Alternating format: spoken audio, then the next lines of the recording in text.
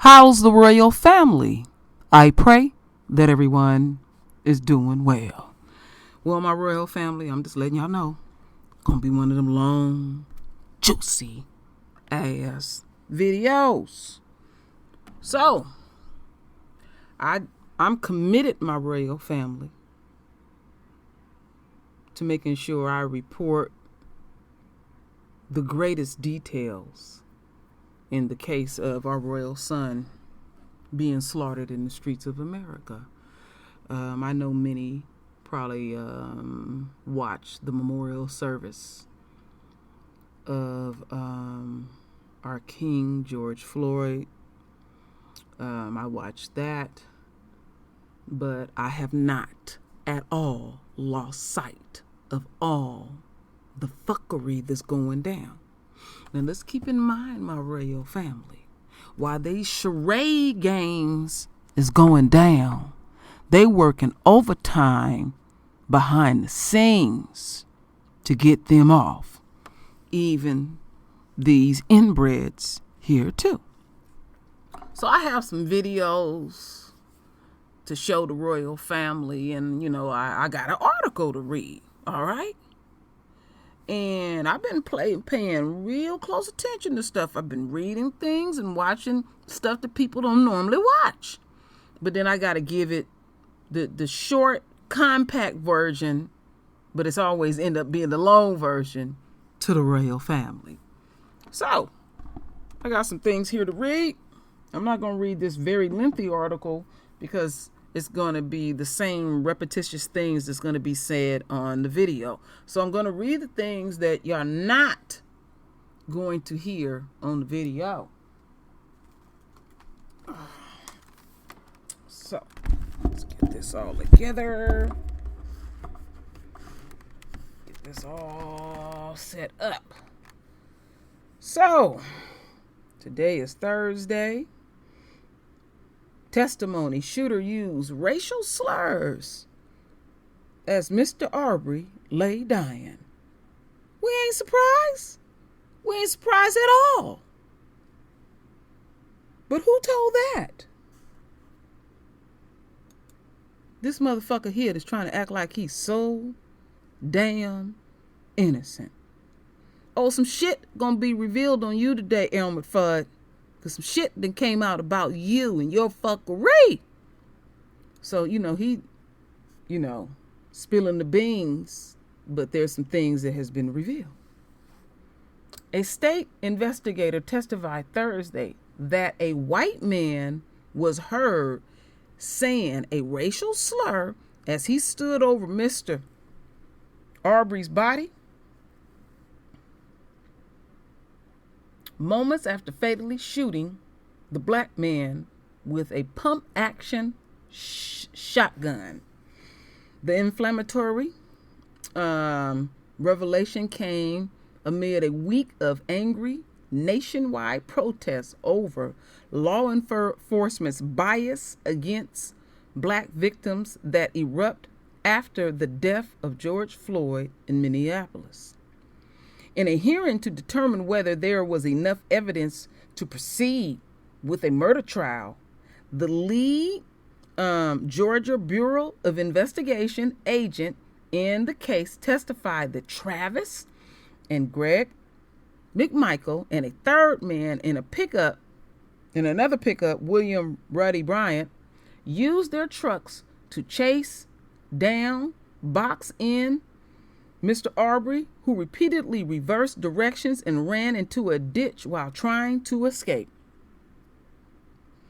Travis McMichael then got out of his truck and confronted Mr. Arbery, later telling police he shot him in self-defense after Mr. Arbery refused his order. His order? Wow. To get on the ground, GBI agent. Now I want you to remember this agent, Richard Dial, D-I-A-L. We're going to hear from Mr. Dial today.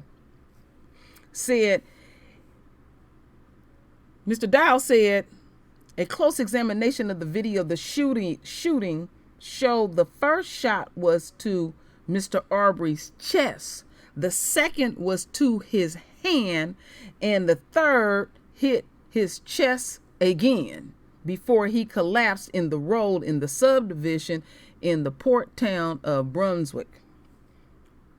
Mr. Bryant said that after the shooting took place, police arrived and Mr.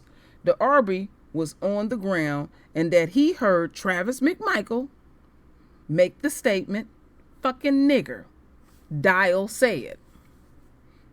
Bryant gave investigators the information roughly a week after the McMichaels' arrest, but there is no indication he told Glenn County investigators before that, Dial said.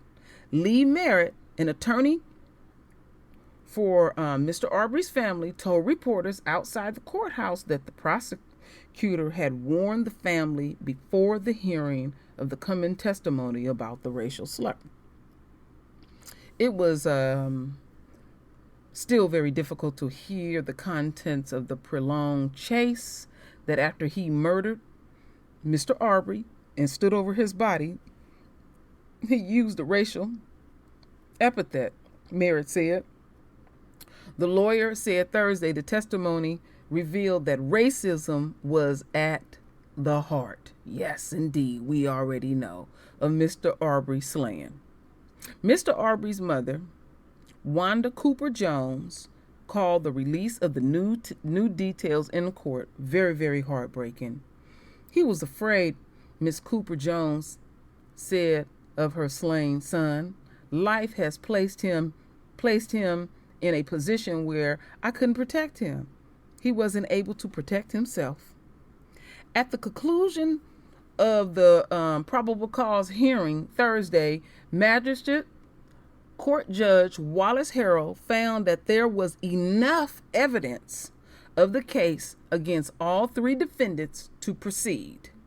Mr. Arbery was chased, hunted down, and ultimately executed at the hands of these men. Prosecutor Jesse Evans told the judge he was on a run on a public road in a public subdivision. He was defenseless and unarmed. Now check this out. Now this is Travis, attorney, speaking. The Travis attorney's name is Jason Sheffield, an attorney for Travis McMichael.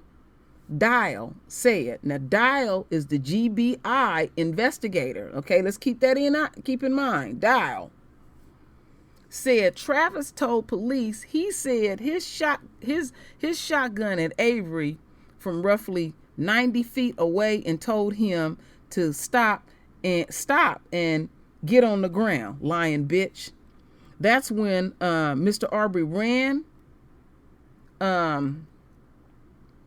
around the passenger side of Travis' truck, and the two men met in front of it. Dial said Travis told police Mr. Arbery squared up like he was going to attack. There's a statement that he might have had hand on his shirt, Dial said. Travis McMichaels said his adrenaline was pumping and it all happened very quickly. He said Travis then fired the first shot in Arbery's chest. Sheffield argued, that's Travis' attorney, argued that the pursuit begun with a legitimate concern about past crimes in the neighborhood that escalated right before the shooting. Travis McMichael used self-defense when he was attacked by Mr. Arbery, Sheffield said. I don't think it was self-defense by Mr. Michael, Dial said. I believe it was self-defense by Mr. Arbery. The testimony presented Thursday raised questions about the idea that the McMichaels and Bryant were legitimately carrying out a citizen's arrest of the suspect burglar. It also could factor into whether hate crime charges are warranted.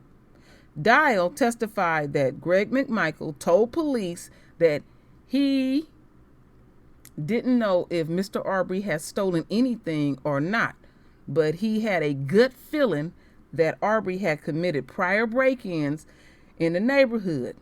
Can't go with your gut. The investigator testified that the police body cam footage showed a Confederate flag sticker on a toolbox in Travis' truck, and that the investigators discovered at least 2 more racial slurs in messages on his phone. So we're going to leave it right there, my royal family. We're going to get into these videos. So, listen to this first one. Death of Ahmaud Arbery. A Glenn County judge has just ruled that there's enough evidence to move forward a trial with murder charges against all 3 suspects. During a court hearing today, a GBI agent shared more details about the steps he says the suspects took to corner Arbery with their pickup trucks. Fox 5's Portia Bruner has the details. So you've got one vehicle coming one way down Holmes Road and another vehicle coming another way, and Mr. Arbery is in between. GBI agent Richard Dial described the moment 25-year-old Ahmaud Arbery was cornered by 2 pickup trucks in broad daylight on February 23rd in a Brunswick neighborhood. One truck driven by Travis McMichael, with his father Greg in the passenger seat. The other driven by Roddy Bryant, the man investigators say recorded Arbery's fatal encounter with the McMichaels on his cell phone. Mr. Bryan picks up the phone that's been videotaping the whole time and holds it up so you have a view. You see Mr. Arbery running down Holmes Road. In May, the GBI charged all 3 men with murder, aggravated assaults, and false imprisonment. Thursday, we heard the evidence that led to those charges, a detailed breakdown of how the 3 men essentially hunted Arbery, who was jogging through the neighborhood and reportedly seen wandering through a home under construction. Much of the evidence, investigators say, comes from Bryan's video and what suspects reportedly told Glenn County police the day of the shooting. The driver's side door is open. Travis McMichael is there. It is apparent to me he is holding a firearm. Firearm is raised. Mr. Arbery is running. He then apparently sees what Travis McMichael in front of him. Then he changes direction to go around the passenger side of the vehicle. Agent Dial says Arbery ran from the men, then tried to fight Travis McMichael, who was armed with a pump-action shotgun. Dial says McMichael admits he shot Arbery 3 times. Many hope what Travis McMichael reportedly said after the shooting as he stood over Arbery's lifeless body will compel the feds to pursue hate crime charges. Mr. Bryan said that after the shooting took place, before police arrival, while Mr. Arbery was on the ground, that he heard Travis McMichael make the statement. Portia Bruner, Fox 5 News. All right, my royal family. So, again, this motherfucker is trying to play like he innocent. Already at the crime, he was already, I've already read that, he was already trying to wiggle his way out of this situation. But we're going to hear something that I did not purposely read to the royal family that this motherfucker did. So let's get deeper into it. Let me see here. Got 2 videos to play. Here's the first one. Here is the first one. Let me make sure. Arbery investigation. Strong words from the lead investigator in the case today, who said the 25-year-old was pursued and hunted the day he was killed. I don't believe it was self-defense by Mr. McMichael. I believe it was self-defense by Mr. Arbery. The investigator also revealed a witness heard the shooter, Travis McMichael, use a racial slur after shooting Arbery. Travis, his dad Greg, and William Roddy Bryant, who recorded video of the shooting, are all charged with felony murder. A judge has ruled that the cases against all 3 can advance to the trial court.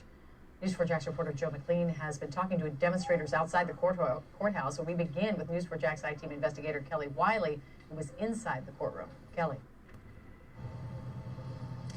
Well, the whole point of this hearing today was to see if there was enough evidence to move forward with the case. Today, in fact, we learned a lot of new information that we didn't know about this investigation. Investigators said that Ahmaud Arbery, they found evidence consistent with the fact that he was hit by a truck, that he was blocked from escaping from the neighborhood, and that eventually they found he stopped and chose to fight for his life in his last moments. New revelations are coming out of the preliminary trial for Ahmaud Arbery. The lead investigator in the GBI's investigation say they found evidence father and son Travis and Gregory McMichael and their neighbor William Roddy Bryan prevented 25-year-old Arbery from fleeing the neighborhood the day of the deadly shooting, chasing him for more than 4 minutes and at one point pinning Arbery between their two trucks. Pursuit, hunt, something along those lines. Those are the words you would use. That's the words I would use, yes, sir. I believe Mr. Arbery's decision was to just try to get away, and when he felt like he could not escape, he chose to fight. The investigator testified GBI found evidence Arbery might have been hit by Roddy Bryan's truck during the pursuit, saying they found a palm print on the rear door of Bryan's truck, cotton fibers near the truck bed, and a dent below the fibers. Perhaps the biggest... Now, you heard that, my royal family? Now, the very one that's running his mouth like a canary hit our royal son with his damn truck. They done found a palm print and fibers that match the outfit that Mr. Arbery had. So he's admissible. He got his hands all up in it. But see, he's still trying to play that role like he a witness. They was stalking our royal son and he ran out of gas. And the warrior kicked up in him. And he did everything he could to kick Travis' ass. Now, I want y'all to pay attention to something real close to my royal family. Like I said, I'm going to cover this like I always do. We ain't hearing too much about Pops. Now, Pops, all three of them got their own lawyers. I said early on, don't be surprised if Pops give up his son. Don't be surprised, because he's trying to get his way up out of this and get as light time as possible. Another thing, we ain't hearing nothing about no bond hearing. I've been searching about a bond hearing and they playing some games. So they put on these dog and pony shows like they really care and speak with empathy and all these things that they put in articles and everything. But True Royal gonna bring truth. So let's finish this video, then we got another video to watch. This bombshell of the day was the racial slur the alleged shooter, Travis McMichael, was overheard saying as Arbery lay bleeding out on the road. Investigator Dow testified his investigators found evidence Travis McMichael had a history of using the word. Makes the comment that would only be better if they'd have blown that effing N-words or had blown that N-words head off. He made the statement that he loved his job because he was out on a boat and there weren't any N-words anywhere. According to investigators, Travis's father, Greg McMichael, told Glenn County investigators he followed Arbery on a hunch. He makes admissions to seeing Mr. Arbery running down the roadway. His statement to the effect is he didn't know Mr. Arbery had stolen anything or not, but he had a gut feeling that Mr. Arbery may have been responsible for thefts that were in the neighborhood. And the defense for Travis McMichael, ultimately at the end, when they had their last statements, they made the argument that this incident was the result of neighbors being concerned about theft, something that we've reported on before. And he said in the end that Arbery attacked Travis and that it was an act of self-defense. You heard the investigator say he felt the opposite, that Arbery was actually acting in self-defense. Another interesting piece of information that got kind of lost in all the new revelations that came out of today was about the gun that Greg McMichael had at the time. They said this was his department-issued firearm, despite the fact that he'd been retired from law enforcement, a retired district attorney investigator for several months, and he had not been with the Glenn County Police Department for several years. For now, reporting in Brunswick, Kelly Wiley, Channel 4, the local station. Now, isn't that ironic? Now, Pop's got a gun, but he never was a cop because he couldn't even pass the damn test. So he should never ever had a gun because he truly was not a cop at all. So let's blow this up, and we're gonna get 6 minutes. It might lap over just a little bit, but you know how True Royal do over here. Got to get all the juicy parts of this.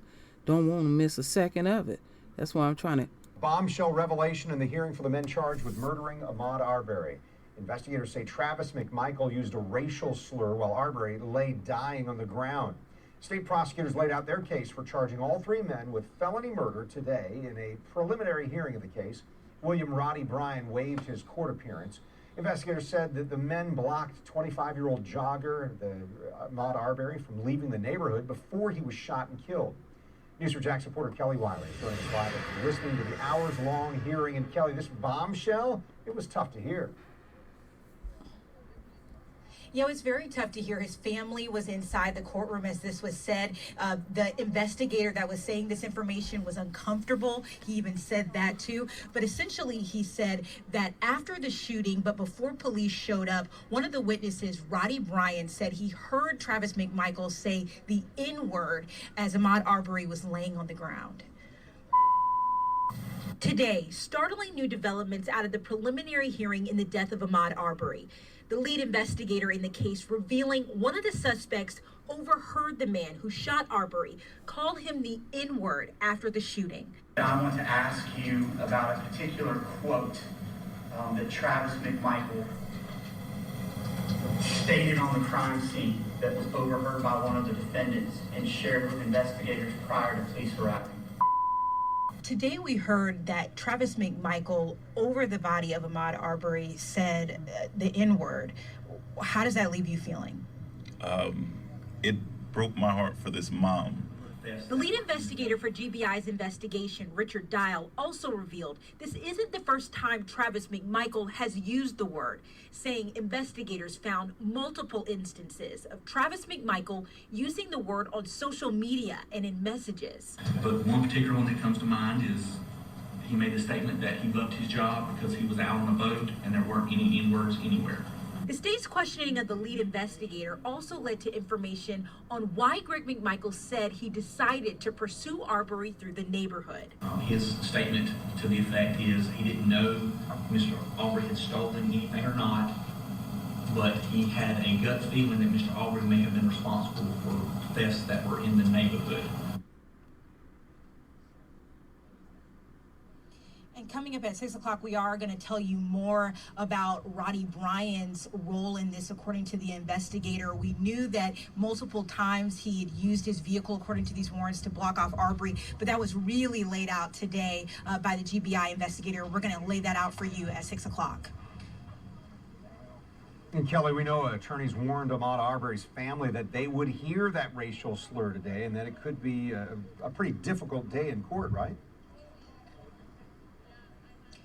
This was, I mean, we weren't in the same room as them. They had us they had the family in that main courtroom, and then they had all the press in the jury room listening to it over video. It's very different now because of COVID-19 and people trying to take those social distancing precautions. But this was hard, I think, for everybody in the room to hear. Race was brought up not just once, but several times. They talked about the history of Travis McMichael using that word on his social media, in his messages to other people that day of the shooting. But they also talked about the other suspect, Roddy Bryan, his use of racial slurs and saying things that were racially charged in his own messages. So that was kind of the undertone for a large part of this hearing. And I think when you're talking about someone's child and then add on that extra layer, I can't imagine how difficult this must have been for her. But yes, she did leave the courtroom, from what we understand from her attorneys, and came back later on. Thank you. Kelly Weiler reporting live for us today from Brunswick. Demonstrators who gathered outside the Brunswick courthouse earlier plan to return within the hour to call for justice. News4JAX reporter Joe McLean was there on the steps of the courthouse as the sizable demonstration was unfolding. He's joining us live now. Joe. Yeah, that demonstration, about 100 people at its peak. It convened shortly before the hearing began at 9:30, and they stood out there for hours, holding signs, chanting, and calling for a strict punishment for the McMichaels and for Bryan. I'm here because I'm black. And because things weren't written for me. Dozens of demonstrators outside the court hearing for Greg McMichael, Travis McMichael, and Roddy Bryan. No bond. The crowd calling for the 3 men charged in the death of Ahmaud Arbery to be kept in jail throughout the court proceedings. I just feel like if they grant them bond, then they're ignoring, the pain for the family and just in general, just what's right. For many taking part in the demonstration, Arbery, who was just 25 years old when he died, represented members of their own families. It means a lot to me because I have a young son too. I have a 31-year-old son, and this has gone on so long. And I have 2 sons and a daughter, and all my people that I see constantly. We're tired of losing our family, our brothers, our sons, our fathers. We're tired of losing them, and nothing's being done. All of the demonstrators say they want a conviction for all 3 of the men accused. Ahmaud's going to get justice. We're going to make sure, and everybody who looks like him. We're here. We're not going anywhere, and as long as this lasts, we're going to be here. Now, we've been hearing that another demonstration is going to be reconvening here at 5:45 within the hour. So we're going to be checking back in on News4Jax at 6. Reporting live in Brunswick, I'm Joe McLean, Channel 4, the local station. All right, my royal family. One thing that I really like is that I like the fact that the protesters are like me. I'm paying real close attention to this case. And they, behind the scenes, again, they entertaining that bond hearing. And the reason why they ain't had the bond hearing yet, because they need enough money to be put up forth so the judge know how to set the bond hearing, because it's going to be 10% of. That's the only reason why, my royal family. Trust and believe they're going to bond these motherfuckers out. Now, if they don't, that still don't mean nothing, because they're paying for their defense fund.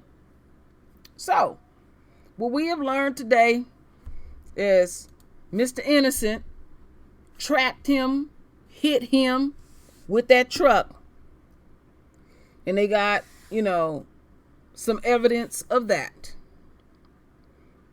And we also learned that he didn't want to be a part of, the preliminary hearings and stuff, because him and his goofy ass lawyer got some little something up under his sleeve, thinking I'll separate him from this. No, he was all up in it. All up in it. But he think, well, he said the N-word and he did this and blah, blah, blah. Well, what about your part that you played in it? Oh, no. You was all up in it. And you must atone to your atrocious behavior. Okay. Again, to refresh the royal family's memory, they ain't said shit about Senior McMichaels too much. They ain't said shit about him. So let's pay attention to, see, we gotta, like I said, we're gonna look at these cases where we're gonna hear, we all playing our part. I'm just one of the many voices. You're one of the many voices. And let's bring out what's not being said, what's not being seen, what's not being done, and what's being done. So they'll lay it all out, and they'll hear what they're going to hear, and then they'll go back and hear it and tweak it when they actually have trial. Okay, I'm not surprised that the judge said, okay, yeah, we're going to go to trial on this. But keep in mind, my royal family, this is their system, and their system is made to get them out of their fuckery. Now, all this demonstrating and all this hard talking and all this kind of stuff like that and all that taking that knee and all that bullshit, they are going to continue to uphold white supremacy. So we ain't going to lose sight of shit. Oh, yeah, not at all. We're not delusional over here on the True Royal Family or True Royal at all. We ain't playing them little games and having some hope and all that kind of stuff like that. No, that ain't gonna work. hardcore, so we don't set ourselves up for failure. The only way this shit gonna ever change is the total elimination of the Caucasoid race, and also the total elimination of the enemy and the enemy supporter. So check this out, my royal family. Render your voice with your beautiful divine words. And as always, my royal family, thank you for your love. I thank you for your support. And with that said, Ashe.